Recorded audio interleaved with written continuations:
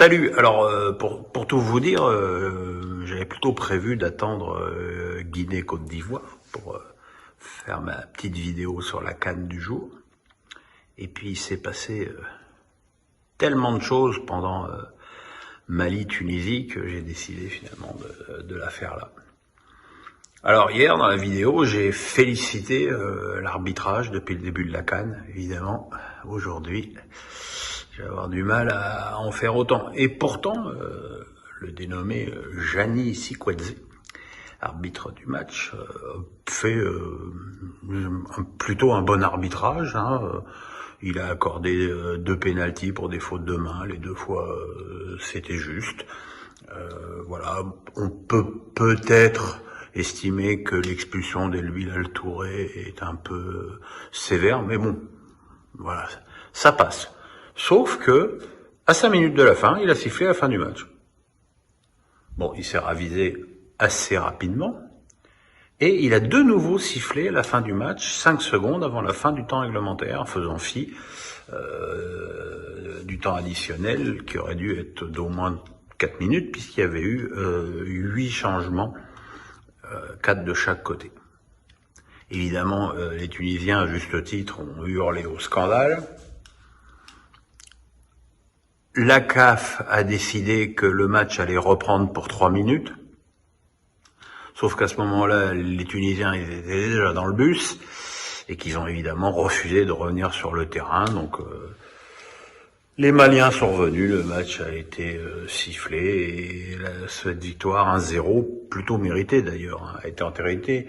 Je dis plutôt méritée parce que les Maliens ont été au-dessus de Tunisiens, très décevants dans le jeu et très en difficulté face à la vitesse malienne. Voilà, ils auraient pu égaliser, mais le gardien malien a repoussé le pénalty de Khazri.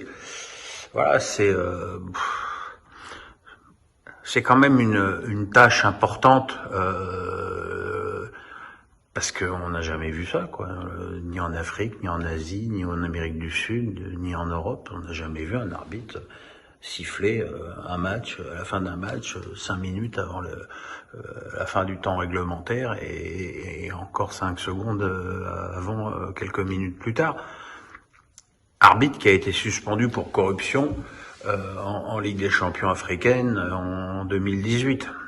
Donc voilà, c'est pour la crédibilité de la compétition, c'est pas top.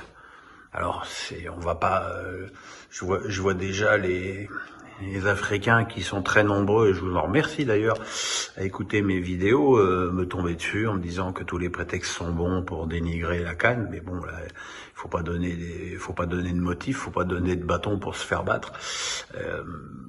Voilà.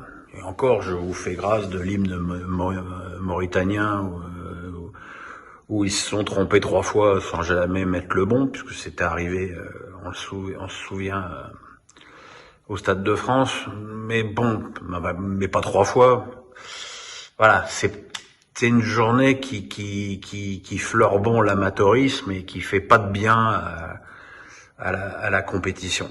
Et c'est dommage parce que même si pour l'instant le spectacle est très pauvre, on a quand même des matchs cohérents et d'un niveau athlétique tout à fait remarquable, sachant que cette compétition, encore une fois, arrive un peu comme un cheveu sur la soupe, entre le Covid, la non-préparation des équipes et tout.